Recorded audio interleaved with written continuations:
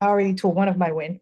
So my first win is that yes, checked in with Chelsea yesterday, and she used the template, and it worked really well for her. She said, and then it was really well received by her managers. That's the win. The second win is that we have this project I was bidding on, and we're continuing the interview process. So it's basically just talking to people and making sure that we're the right team for them. So I'm excited about that. That is progressing and moving along. A challenge has been I was trying to do a program in May for like 7 weeks, another one of the cohorts, but a lot of people say, it was not a good timing, it was too long or whatever. So now I'm testing a 4 week one, but it's very, very low involvement with me. So it's literally just a weekly calls and then they do everything else on their own. So I'm testing this to see if that could be another way to offer the program to people. Because some people are like, yo, I just need to get through this part and then keep going, right? Some people are more like that. But we'll see. But the challenge has been that the enrollment have been lower, like the sign up have been lower than I expected. So maybe that's a challenge or an opportunity for me. So Jordan, tell us two wins and a challenge, but we can't recycle from last week or the week before. You got to give us Okay. something. Um, well, I officially sold that sculpture that I brought up Oh, a couple weeks ago. It wasn't like the biggest turnout that I thought it was going to be, but I got it off my hands. I think that's a win. Um,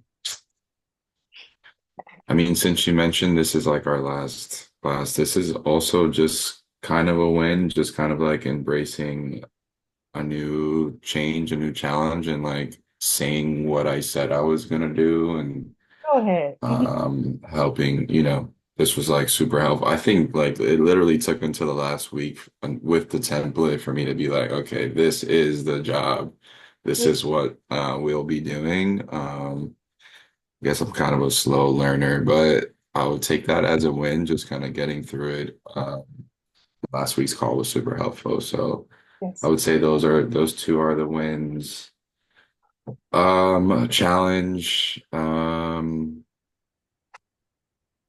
I guess this is not really personal, but I guess it's just hard to be a Knicks fan right now because we might not be making it to the finals, and that's not a good look. Because Which we one lost you last said? night.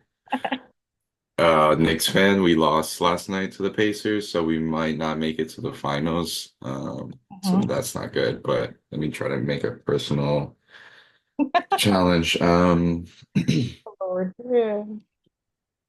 Okay. Well, thank you for sharing. And yeah, Yeah. I'm not a big yeah, we're not a big oh no, actually Knicks fans is basketball, right? Yeah. Yeah, my husband is really big on basketball, actually. Never mind. But yeah, good luck with that. I don't hear some so I heard some things too. But Fahida, share two wins in a challenge. And then while she does that, Jordan, just pull up everything and then I'm gonna make both of you the co-host, and then we'll spend 20 minutes with Jordan, and then we'll spend 20 minutes on Fahida stuff. Okay? Okay. Okay, to win, I will say a first win, more personal, that last weekend I did not, I succeed to not spend too much time on my cell phone and on social media, etc. So that's a win because, Instagram, etc., kind of addict. Yeah, yeah, yeah, yeah. So I did not went on social media. I went out. I went to the restaurant with friends. It was Uh-huh. great.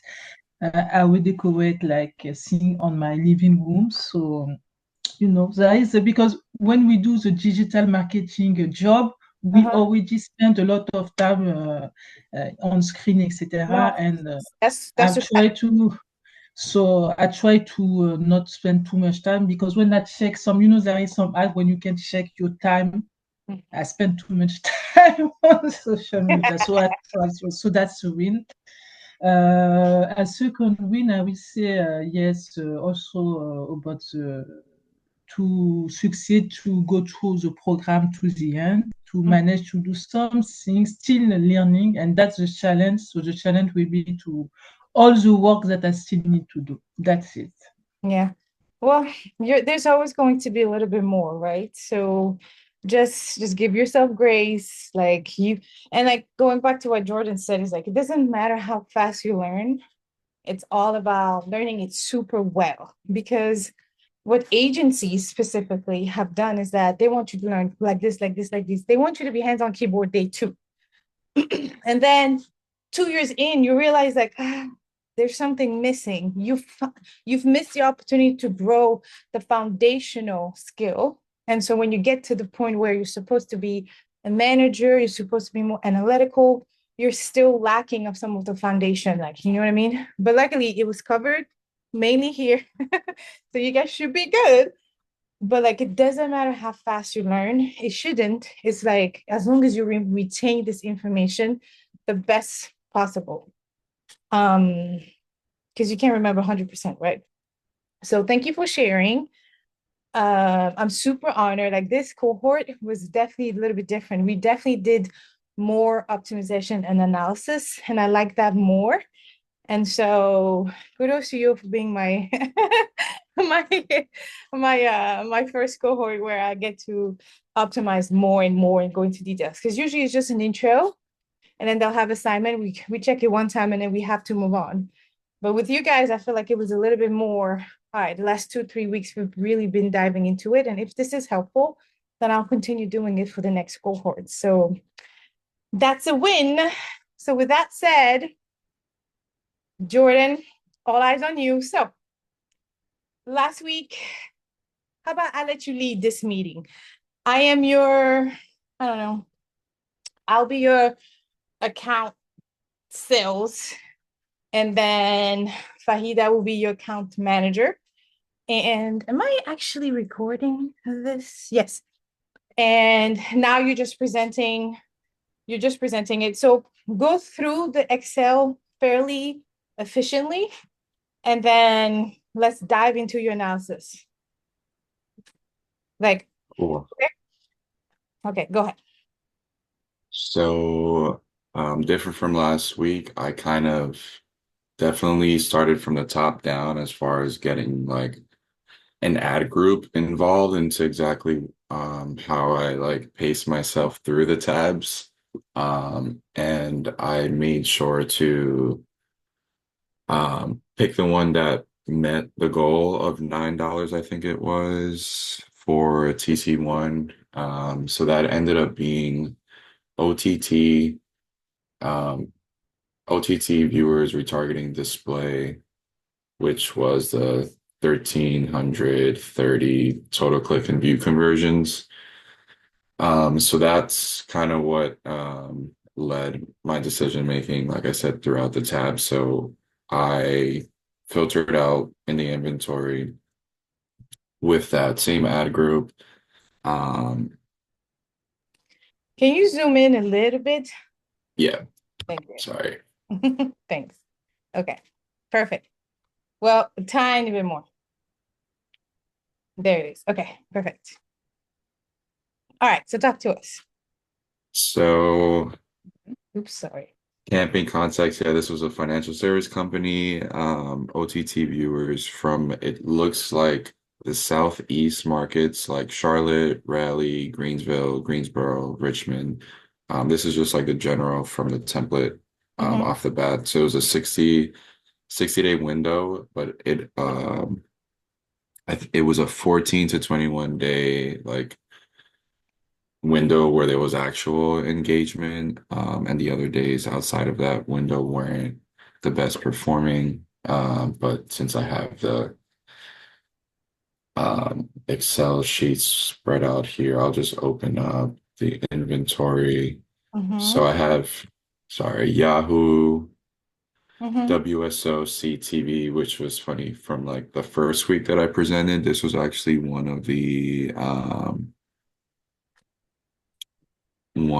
sites. Yeah. I think this was anime, if I'm not mistaken, from when we were looking them up. But this I was one of the Look it up again. I think Yeah. this is local news though. Usually when there's WX whatever TV or whatnot, it could be local news. So it's fair to check it out again. Actually, yeah, you're right. This was the local news. So it Does was it say, Yahoo yeah, does it say where? Groupon. Um, It doesn't say like Fresno local news. mm, No? Okay, it's okay. yeah, no. Oh, Okay. Charlotte. I think it popped up Oh, really Charlotte. quick. Okay, well then, yeah, okay. Charlotte, yeah. Okay. Um, so Charlotte, which is interesting because that was actually one of the I'm losing track of all my tabs. Mm-hmm. We That can was one of all. the regions where like it was high performing for that specific window of time during the day, um, with the specific data elements as well. Mm-hmm. Uh,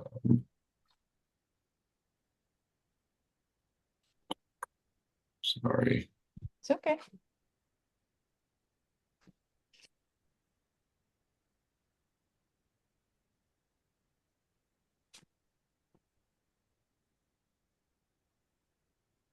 Let me just open it from here. Okay, so HGTV was another site that was high performing. Finance, Yahoo, that made more sense. That was kind of like on brand for this financial institution.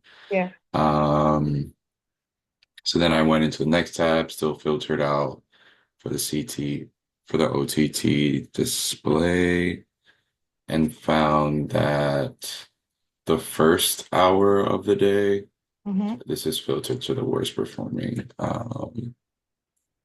So like 1 a.m.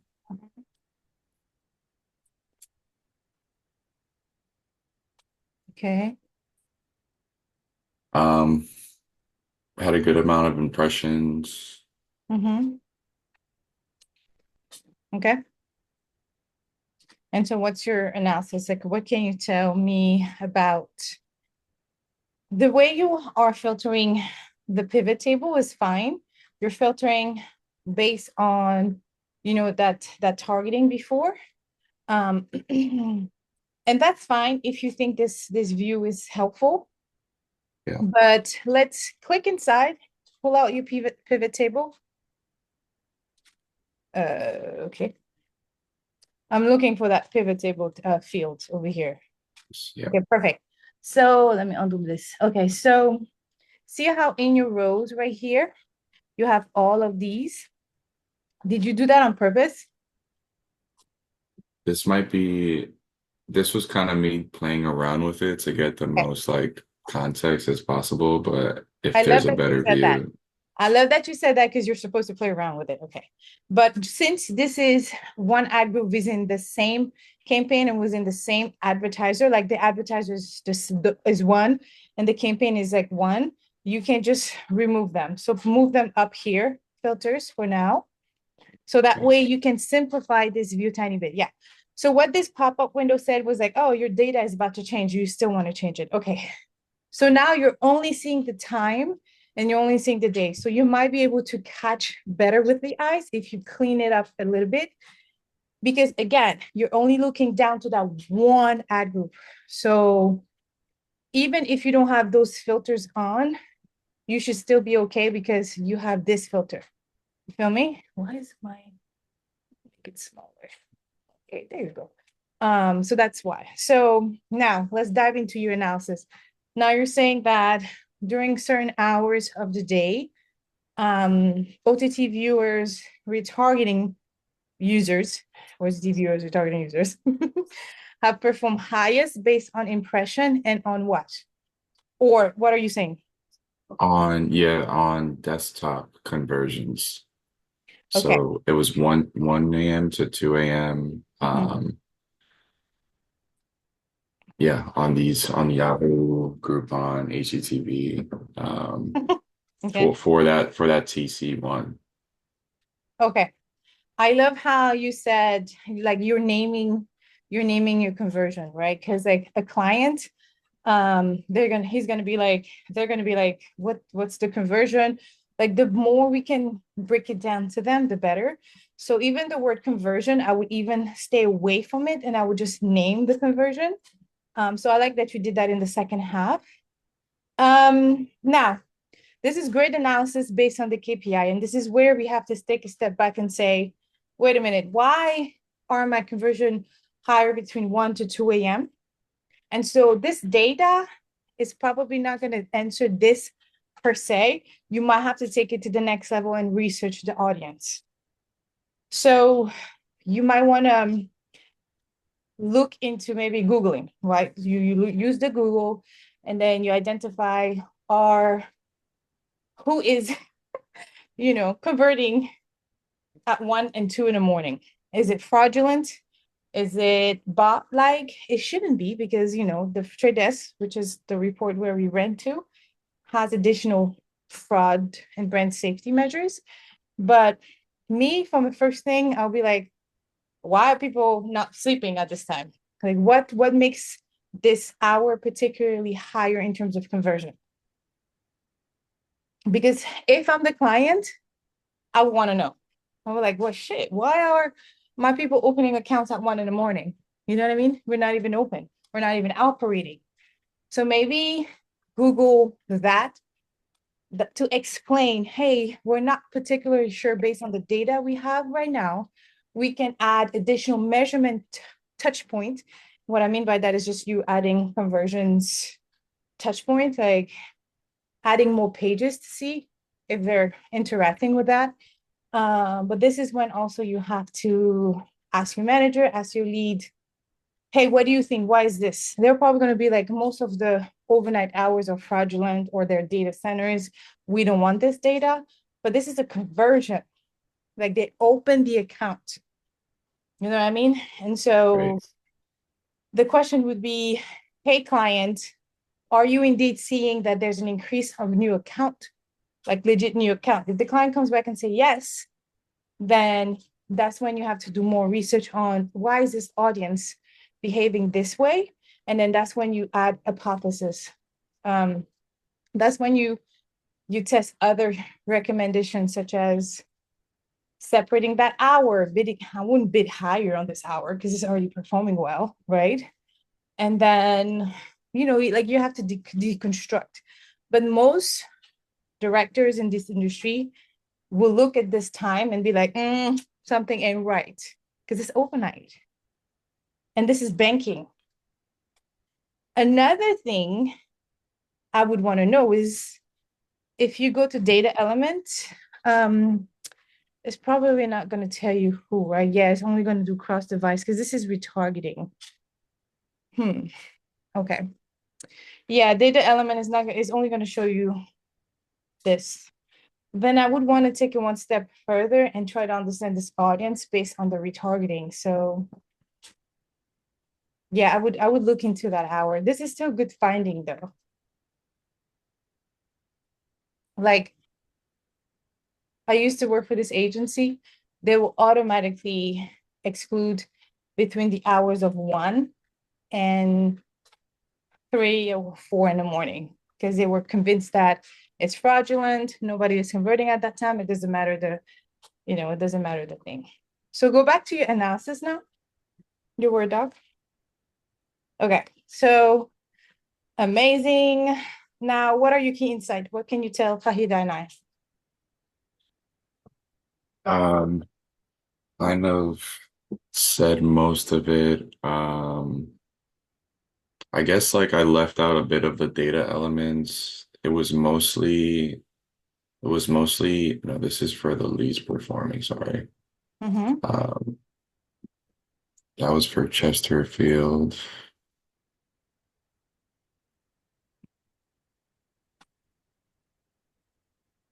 Best performing display total.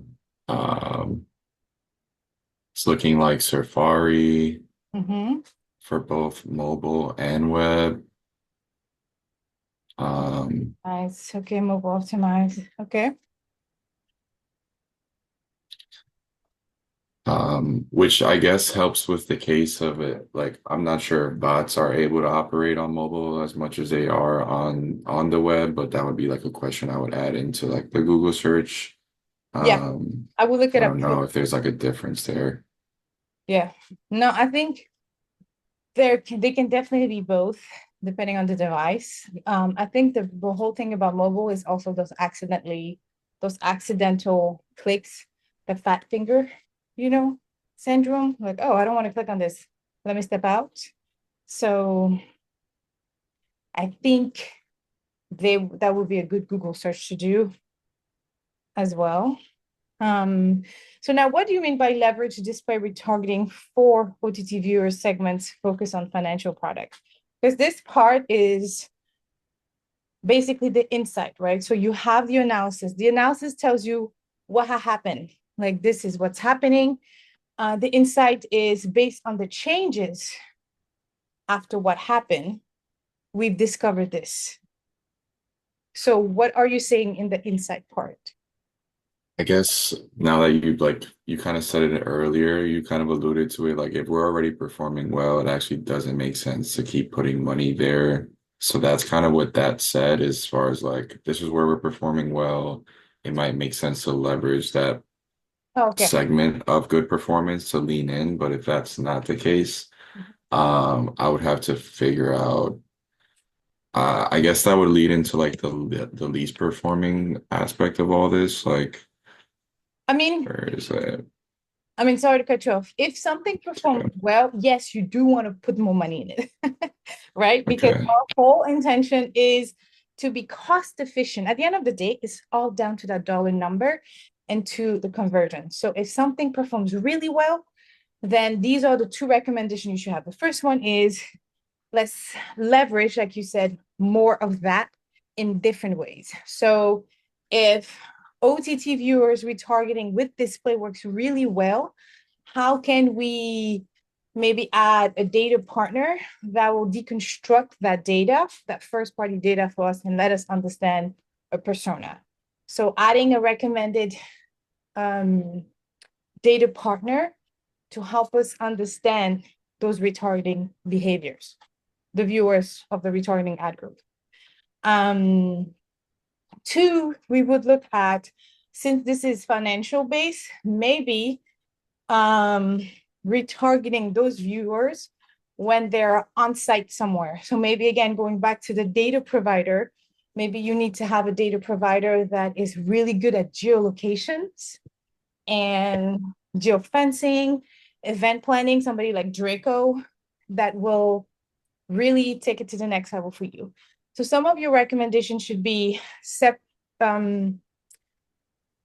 pouring more money, a little bit more money into the ad group that's performing well, reducing frequency so that you're allowing for more eyeballs. When it comes to retargeting, and this is a third one, I guess, looking at recency, right? So like we said, like we looked at Fajitas last week, if these are retargeting, like how long are they staying in a retargeting pool? How recent did they join the retargeting before converting? And so I will look at the recency. I don't know if you did, but anything retargeting, it's always safe to look at device and recency. And then because this is retargeting, one of the recommendation is not only do you need to put more money in this ad group because it's going really well, but we need to continue pouring into this ad group. That means that whatever CTV ad group you're running, that we're retargeting those users, right? Those viewers, we need to do more of that still. You know what I mean? And so the retargeting, are you following? Because I'm jumping from recommendation to recommendation. I'm recommendation. Sorry, yeah, Okay. I'm writing all this down. Okay. Okay, cool. Good thing we got Fireflies too that's gonna take notes of that. Okay. But that's how you deconstruct, right? So like you're looking at the best ad group and you're realizing like, yo, this is actually doing really well. We need more money here so we can so it can be even better. Now that I'm pouring more money, how can I make sure that I'm cost efficient still? So maybe looking at reducing CPMs or increasing conversion count. So that will reduce the CPA, right? Because it's just formula. Demand, supply.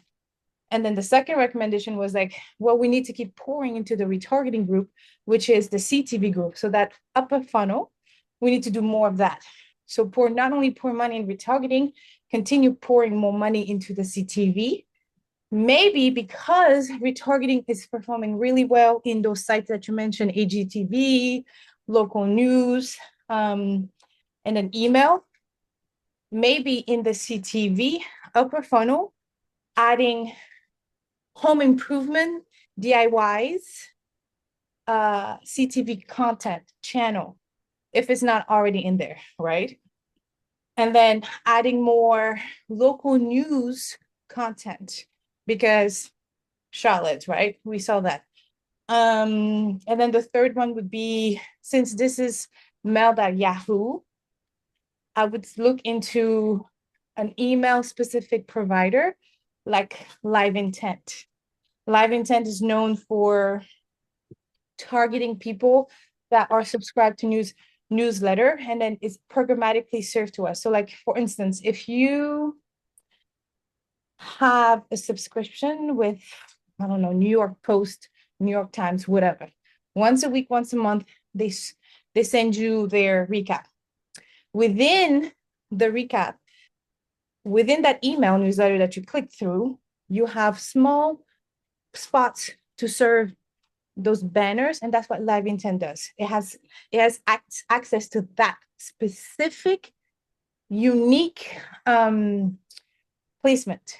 And so that's your third recommendation right there, based on what you saw. You see how I'm tying it back?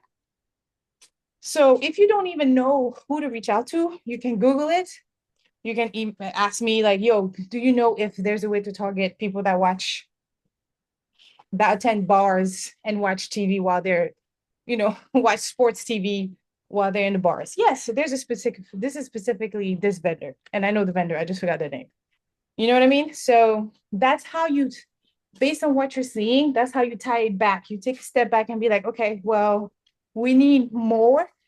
And we're going to have to use those data partners or supply partners to help us answer this for our client. Question on like the difference between what kinds of questions you can ask data partners and what kind of questions, like, first of all, if we would ever directly reach out to Yahoo, for example, or would you reach out to somebody who has like inventory in Yahoo, if that makes sense? Because it came up on a call the other day, right, where they wanted to have control over like a CPM, and I'm like wondering how much control they have over CPMs, or is that like wishful thinking, you know? No, that's not a bad question to ask at all. I think that's a really fair question to ask when you're reaching out to those data partners. So if you're reaching out to somebody at Yahoo, which it wouldn't be Yahoo, it would be, anyway, let's say you're reaching out to Yahoo, you can tell Yahoo, listen, you're performing well with us. What kind of deal what kind of agreement can we come to so that not only am I cost efficient with my CPM, my inventory is scalable so that my conversion can continue increasing. And so that's what, if you hear me the whole time, I was saying, when you reach out to those data partners, you have to negotiate. I want more of your inventory partner. What can you do in return for me? Because now I'm committing to spend more money with you. You will give me a good pricing. You see what I mean? And so if you go to Live Intent, it's literally Live Intent, one word, and you tell them like, we're performing really well in mailyahoo.com. I wonder if there's an opportunity to target newsletter, and I know you're the people to do that. What can you do for us? Live Intent will come back and say, well, Jordan, thank you for coming, blah, blah, blah. Our CPMs are this, here's our inventory. We can either select it for you or you select it based on what you know of your client. But then they'll ask, Jordan, tell us the strategy. Who's the client? How much are you looking to spend? What is the goal? It's up to you, Jordan, to be as transparent as possibly able to. The client is the financial service, whatever, a bank. Our goal is open accounts, and we are able to track when they open and when they fell off. So like the page view versus the conversion. Right now, our budget range is 5,000 a month to 10,000 a month. Obviously, this is a total, so you probably will get about 20 to 30% of that as a first test. And then Live Intent will come back and say, well, we can work with that. We can get you started tomorrow. It will come as a deal ID. And to you, it's just literally adding a PMP, right? Or they'll come back and say, we have a minimum spend, which some partners do have. And I'll tell you why they do, but they'll come back and say, we have a minimum spend. We need to spend at least $5,000 a month. And then that's when you go back and negotiate with them. You know what I mean? The reason why some of those partners have minimums is because they want to make sure they perform. You can't go to a Live Intent or, I don't know, to a partner and be like, I got 500. What can you do? $500 is just not enough. It's not enough for them to prove their worth. Okay. And so sometimes they'll be like, you need to have $1,000 at least in that ad group or $5,000 a month, because they really want to perform for you. So that's that. You know what I mean? And so those are the type of questions. But sometimes as agency, we'll be like, well, we have this one ex-client. It's maybe a large budget. We need to start sometimes tomorrow. And that's just not enough data. You got to be open and transparent with those partners so they can really give you the good stuff, but we don't do a good job at this. So it's a give and take. And I have a question. So when you negotiate with those partner, you usually do this when this is a retargeting stage, when you want to spend again more money with them, or in the first place you already do this also? I recommend to do both. Before the campaign launch at the planning level, so it's before even a trader touches it, right? At the planning level, the planner should have a bunch of partners in the planning toolbox. So the planner open their books and say, all right, I need this partner because I know they can provide digital out of home in Canada. I need this partner, Draco, because I know they can do geolocation and event retargeting really well. So the planner should be the one helping bring those partners into the plan. When it gets to the trader like yourself, you're running it. This is how you can help take it to the next level. If this partner doesn't perform, then you have to give that feedback sooner rather than later, not until the campaign is done.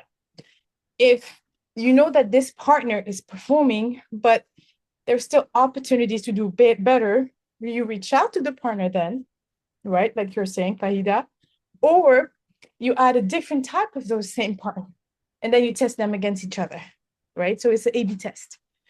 And so it's a two-part fold, but it's definitely our job to make sure that the inventory retargeting that includes data and supply is doing well enough for our clients, not based on the latest technology, not based on whatever it is. It's based on the consumer we're reaching, the action we're trying to make them take, and the results for the brand. Make sense? Okay. Any other question for Jordan, Faida? So show us the rest of your analysis, and then we'll go into Fahida's analysis.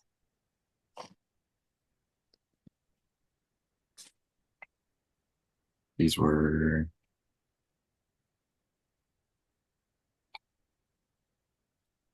so I kind of just extended the recommendations based on what you just said. But I basically used a template, and it was kind of hard to go through that last week just because I didn't have enough of a story build. But the more like context I pulled from the tables, the more I was able to like fill in the blanks. Right. And that's kind of how I came up with the OTT retargeting segment, 1 a.m., these websites, 14-day window. I just need to figure out, like you said, are these people real? Is 1 a.m. like a flag to the brand, or is this something that has come up like prior to the 60-day window? Right. Or am I just like the first person seeing this? Yeah. And yeah, this was basically Oh, that was where I very good. came That's up very good. with. Yeah. No, I mean, honestly, Jordan, like I've worked with senior level people that've been in the industry for 10 plus years, and they're still not able to like pull such insight, right? And they'll be able to say like, oh, this is that. Once they're presented this insight, they'll be able to help really tie it in, and that's how it should be. So your manager should be able to come and be like, oh, this insight is really good to show a client today.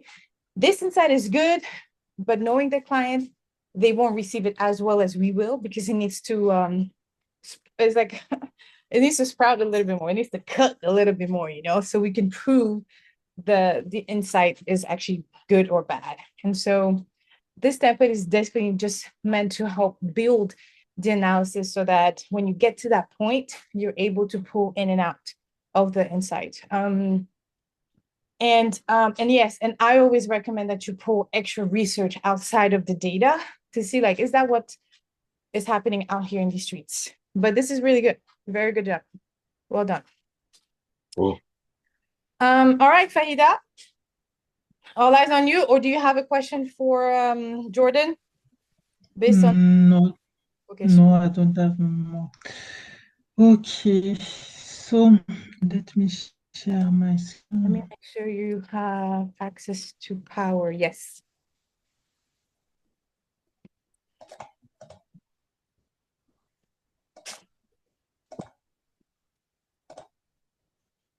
Too, Jordan, going back to I would even You see, recommend, yes, you can even test that in ChatGPT, right?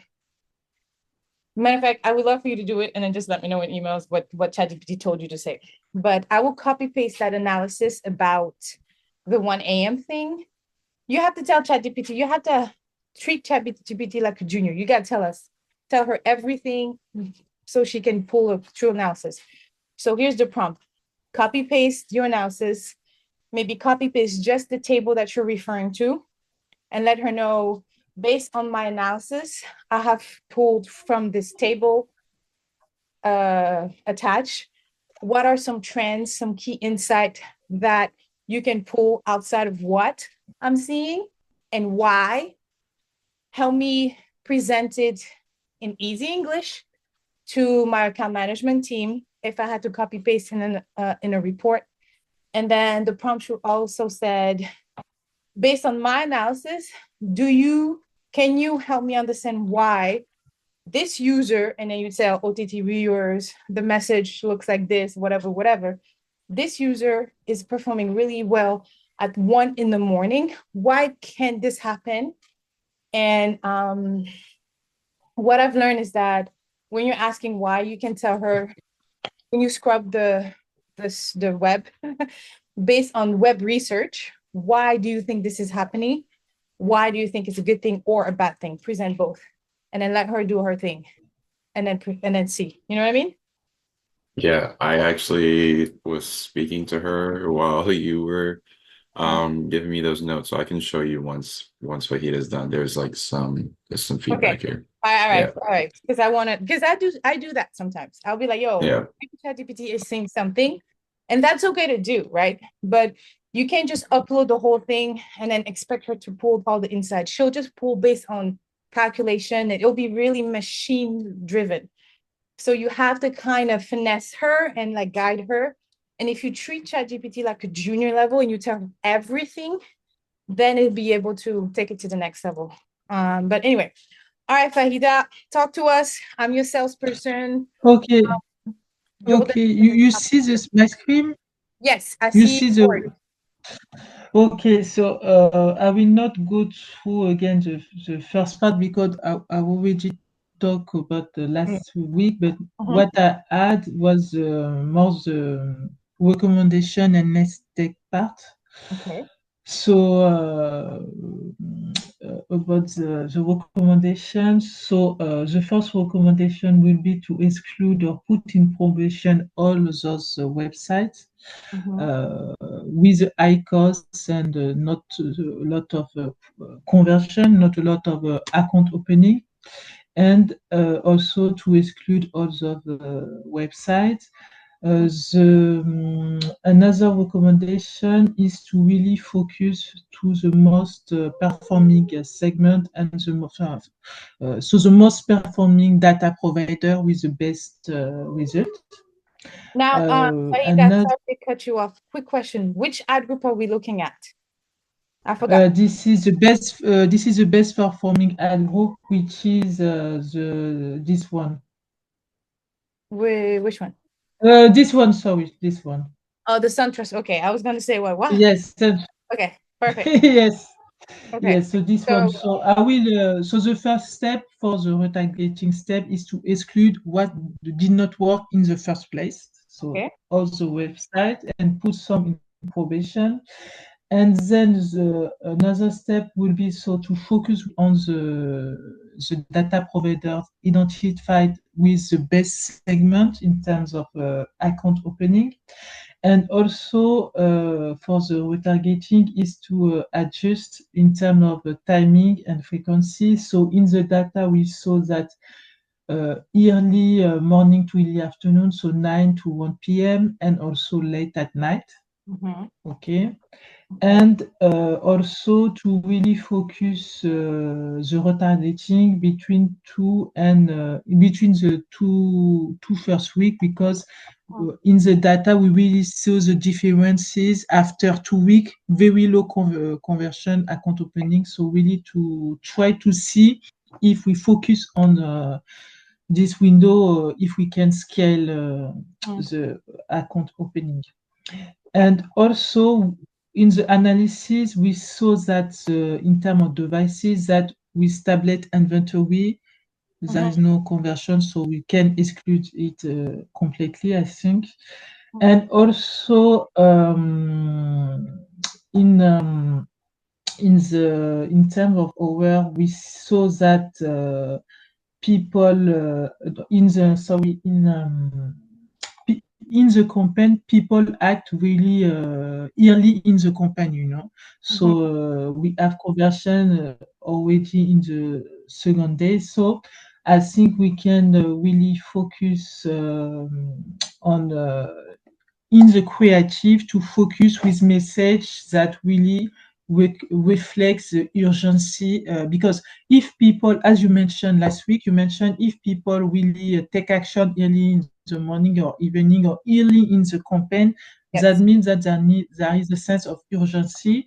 Yep. So it's important for the ad creative to tell also to the client, the customer creative team, that for the creative that they will provide for the retargeting Right. phases, to focus on the message, to make some content that really focus on urgency and connect with this sense of urgency for the customer, and again to insist more on what this financial service can bring in terms of value to the customer. Right. So I like this that. is important also. I like the So content and the messaging recommendation. I think it's very important for us to let the client know that we might just be we're a trader, we're buyer focused programmatic, we're not creative. But if we have these creative messages, we can really maximize your own dollar. So that's really important. yes, yes. So even with A/B testing, just to test the creative, they can, and then we can analyze. We will see with the result, with different messages, what will be the better result. So this was basically it in terms of recommendation for me. It was it. Okay. So I like what you did. I like how you deconstructed everything. You really went into details. I like that. I would do similarly to what we told Jordan about the overnight hours from midnight to 4 in the morning, I would look up why those hours are performing well, right? Because, like I said, traditionally a digital marketer will say that's suspicious. It's way back when brand safety, fraud, you know, ad block was a thing. Well, fraud is still a thing. But when it first started being a thing, overnight hours used to be data centers um, that would just fill out information so that they would get paid per lead, right? And so they would do it overnight because everybody's sleeping. And so that's how they would get paid. So I would do additional research. And even like for you, back to Jordan and you, Fahida, when you ever present something to your team, you let them know what you're about to see is what I am seeing based on the data. The data never lies. Okay. I saw what the data was telling me and I've reported it. Now, this is just me reporting everything, but the analysis that you're going to see might look a bit different based on what we should tell the client and based on how we can do better. And so I like that you're saying, first thing first, let's exclude everything that's not working. Boom, that's out.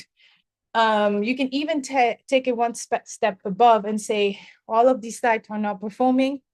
If there's a trend on what's not working, it's still a good insight to mention too, okay? So like Gap, The Sun, Command Cooking, Yahoo, eBay, I feel like it's just so different. They're all over. Yeah, media, retail, I feel like it's, anyway. So if there's a trend where you're saying that a lot of those cooking sites, let's say for the example, are not performing, then you can even recommend to exclude cooking as a category. So it'll exclude any site that have cooking in it, and like a keyword or contextually excluded. That could be a recommendation to do. Because remember what I said before is like, our intention is to put money where it works. But if you stretch on money, you want to be careful bidding higher because you're spending faster than what you're supposed to, even though it's performing well. So removing what's not working, you're only left with what's working. So you don't have to bid higher because that's what's left. You know what I mean? So sometimes a good insight looks like we should not do this, exclude that. Can you scroll down? Oh yeah. So the focus on most performing segments, predictive BBNT visitor, location-based, predictive in-store SunTrust visitors. So I don't know if you guys have ever explained this, but oh wait, I don't know why when Fahida shares, I don't see my little pencil. Even last week it disappeared. You saw like how I was sharing with I was able to write on his, anyway, so yeah, go back.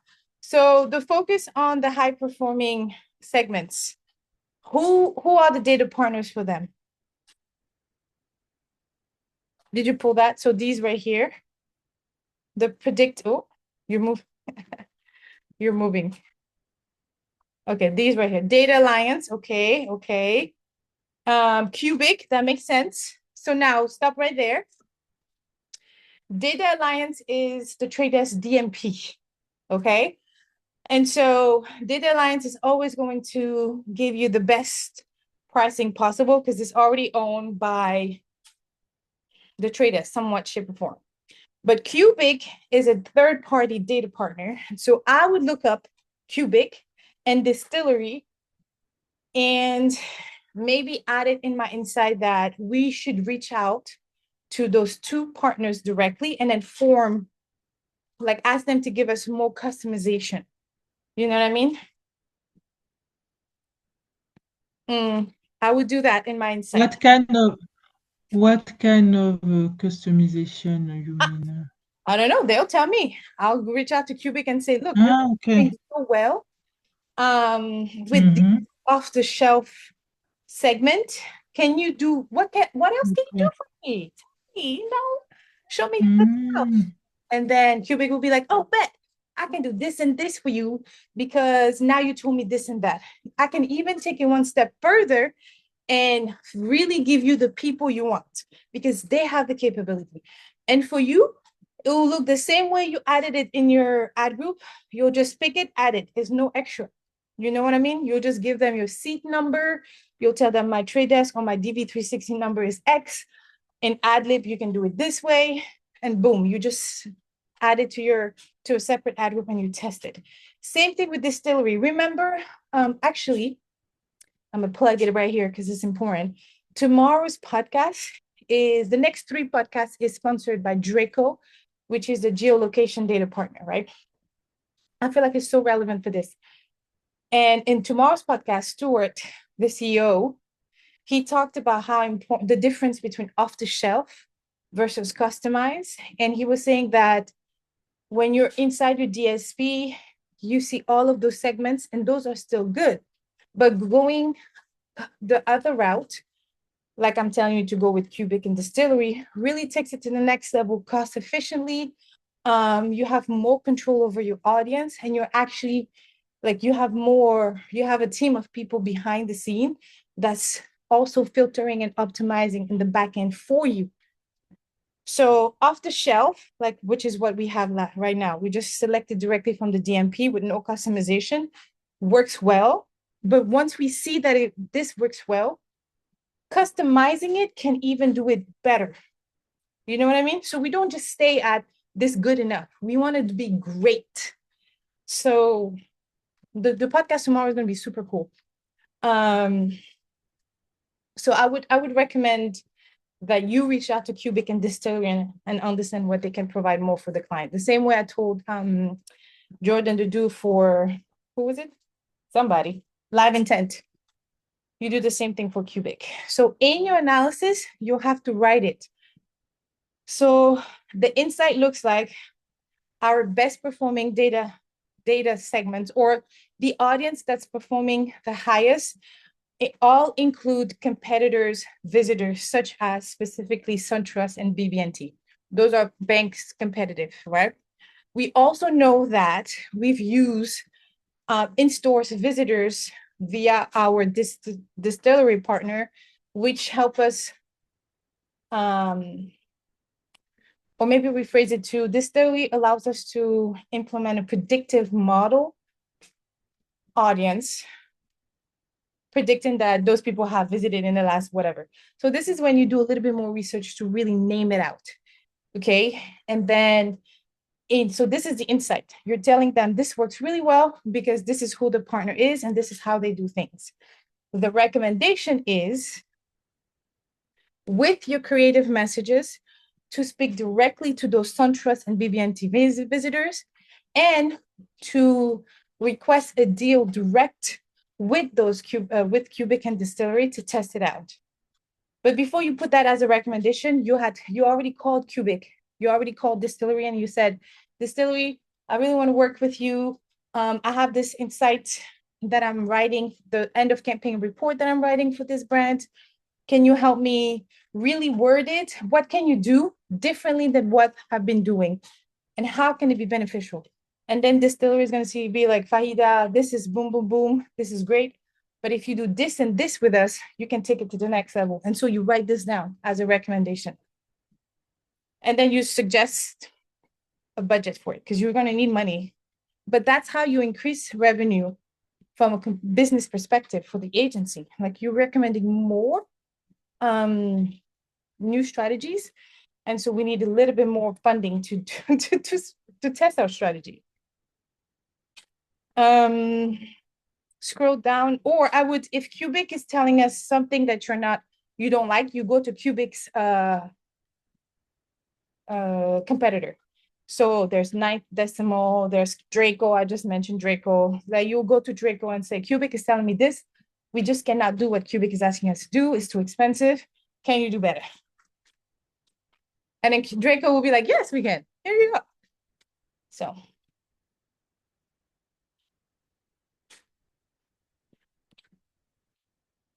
Makes sense? Any questions?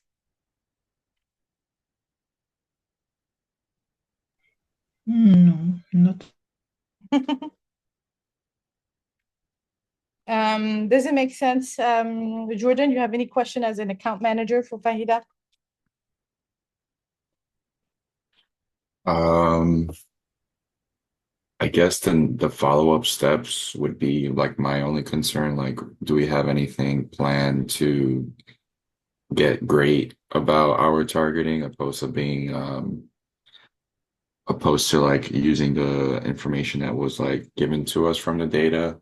But it seems like the calls that she would potentially make with these partners would be the things that get me excited as an account manager. So Yeah, yeah. that make Yep. And then like when Fahida gets on those calls, she'll invite you as an account manager.